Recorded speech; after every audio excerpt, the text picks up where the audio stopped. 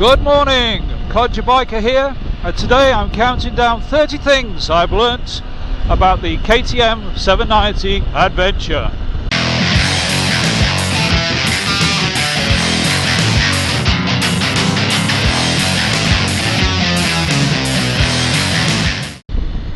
So basically where I'm coming from with this video is it's an owner's video. I own this bike. I'm not leaping on one bike and then leaping on another and saying they're all wonderful and no such thing as a bad bike. What this is things I've discovered as an owner of a new bike, an early adopter, that may or may not be of interest to anybody who is thinking of similarly buying one of these bikes. In no real particular order, I've limited to about 30 things which I decided to do in 3 banks of 10. So this video will be the things from 30 down to 21, like the old hit parade. Number 30, Schadenfreude, if I got that word right. Yeah, it's basically, there seems to be a large element out there of people who enjoy any sort of speculation about failures on this bike. Goes viral straight away, then it's on The Long Way Home and various other places like that, Facebook, and all the haters come out, and generally it's probably one person who's had an issue. But with social media being what it is, the negative side of social media is that a lot of people take pleasure out of other people's problems. Usually though, those problems don't exist. Which brings me to number 29, oil leaks. Apparently every single KTM 790 Duke and Adventure has an oil leak by the front chain sprocket. Mine had it until I realised it had been raining for days and I'd been riding through rain, and the oil didn't look like engine oil, it looked like chain lube. That went away when I cleaned it, and then about a month later I had the oil leak again. It was only then that I realised it was the day after I'd re-lubed my chain. So most of these engine oil leaks are not oil leaks, it's just chain lube, guys. It tends to gather there. Number 28, one I've not heard much of, but I did notice it on my bike and I'm going to get it checked out tomorrow, is, again, these bikes get ridden quite hard, so any bike that's ridden off road is likely to have this issue, but I think my steering head bearing nut has come loose and probably needs retorquing, only a little bit, but I've noticed it, and I'm not the only person to notice it. So again, no big deal, apart from the fact that currently there's no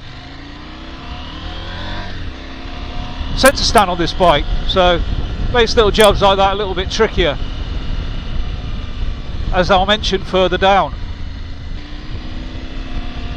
Number 27.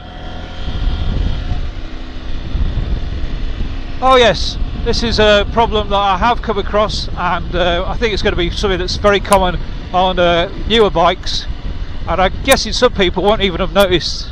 And I don't just mean KTM, I mean BMW, Ducatis, any of the newer bikes that use a TFT display. Mine, on a very cold morning, I noticed had some condensation inside it. I mentioned this to the garage at first service, and he said that they're sealed units, so that if in the manufacturing process the air is not completely dry, any humidity there is likely to show up on a cold morning. Mine did quite a lot actually, so good enough, they're changing it for me free of charge, no hassle. I doubt that's just a KTM issue, I think that's going to be a TFT display problem, and I'm guessing many people, if you're in a warm country or you keep your bike garage, you're probably never going to see it, even if you've got the problem. But anyway, they're changing mine.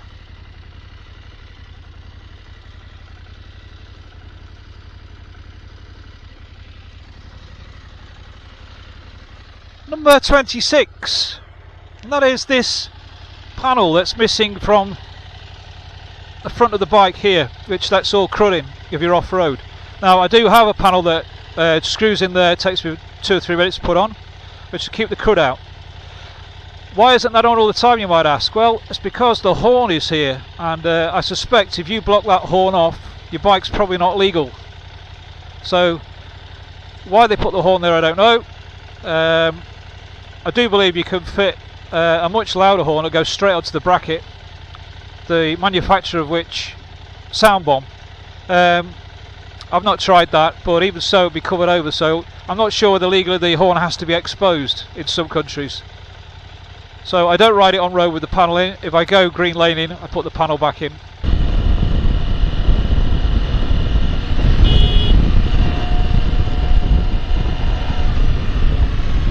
Number 26, I think.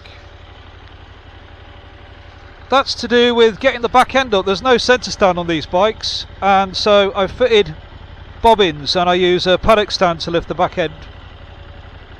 Now on the 790 Duke there was a rumour that you shouldn't use the bobbins that screw in because it would damage the swing arm. I never got to the bottom of why, and this has got basically the same swing arm, so I used to use a rubber L paddock stand. So I think the trick is just don't sit on the bike if you do use a paddock stand, or do what I'm going to do, which is fit a centre stand, which is available for the standard model. Again, that's just a rumour, there's probably nothing in it. One person said it on Facebook, it went around the world, and that was for the Duke. So a little bit awkward when it comes to doing maintenance, but I use a paddock stand and I could oil the chain, it's fine.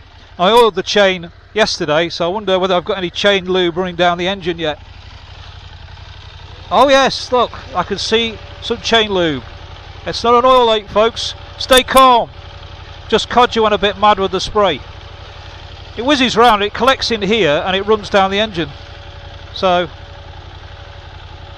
it's something just to be aware of and not to panic just because you've heard it on The Long Way Home or Facebook or Twitter or wherever. Number 24. Now this is a biggie. This is the one that got the internet going wild, and that is the right hand Footpeg engine crack disaster. Apparently every bike is going to have to be recalled or taken off the road because one person cracked their engine where the right peg goes on. Now I have to say I'm very sceptical about this. I think any bike, if you drop the bike on the engine, you're likely to crack the engine. And also, as with the Tenere 700, the engine in this bike is actually a stress member, so there's no frame under the engine. So if you jack this bike up on the engine, or with the foot pegs, roughly, you could damage the engine. I don't think this is a bike where you can put a jack underneath it and lift the engine, put all the weight of the bike on the engine. So I suspect that the one example that I've heard of this, again, you know, it's generalised to thousands, but it's been one example of somebody cracking their engine. Any bike could have a cracked engine. We don't know the full story or what happened, it's just a usual speculation. But what I would say is I'm never going to jack my bike up underneath here, because even though it's a lightish bike in its class, it's still very heavy. It's 200 kilograms, and you wouldn't want that weight say on the one levering on the one foot peg if people are jacking it up with that. I don't know that's what happened, but I suspect that could be an issue. So again, I'm hoping the centre stand will solve all my problems in that regard. Number 23. Oh, I'm just going to have to put numbers on this because I can't remember. The next one, the seat. Now I find the seat height absolutely brilliant. The reason I bought this bike is because it fitted the criteria that I'd set up for myself. One, it had to be an adventure bike. Two, it had to be around 200 kilograms. Three, it had to have a seat height of 830 or below. This is 830 millimeters. A lot of people are riding around on the 790 Adventure R, tiptoeing around, and that's fine if they're comfortable with that. I know a lot of people are, and sort of macho about it. For me, I prefer not to be above 830. I know cars are getting taller, trucks are getting taller. My last 3 cars have been 4x4s, and each one's bigger than the other. So I realise that there's this scaling up of everything, but for me, I'm comfortable at 830. I've ordered the low seat actually to try that out, but it hasn't come yet. More of that later. The other thing is the seat is quite hard for some people. I don't have a problem with it, but some people I think would find that quite hard, and I believe that one's more comfortable than the R version. So if you don't like a hard seat, you might want to hang back and wait for third party or comfort seats to come out. I know there's a heated seat option and things are coming along slowly, but at the moment the seat's firm. As I say, I can cope with it, but I can imagine it would annoy some people. Number 23. These bikes are not cheap, and I'd imagine the depreciation is going to be quite rapid. There's already talk of a special R version next year, so you could easily waste a lot of money. I've spent a lot of money on this bike. I'd like to keep it for a few years, to be honest. It does pretty much what I want. But already I'll have lost, money. I'll have lost thousands. I can imagine, 2 years from now, it's probably going to have lost 50% of its value. So the depreciation on these is vast, which is, I suppose, where the Yamaha Tenere 700 comes in, because it's £3,000 cheaper. But as I say, my criteria are quite specific, and the Tenere is actually too high for me. I could ride it fine, but day to day I just prefer to be a little bit lower. That's just me. Well, again, all these 30 things, they're just my personal observations. Do not take any of this as gospel. I'm sure you won't. I think at number 21, I think we are on 21 now, there has been an issue, which I know has been well documented, with these gear lever nuts. So your gear lever linkages there, these nuts. People have had them fall off. So it's something to take notice when you get one. I'd put thread lock in and torque them properly and check them.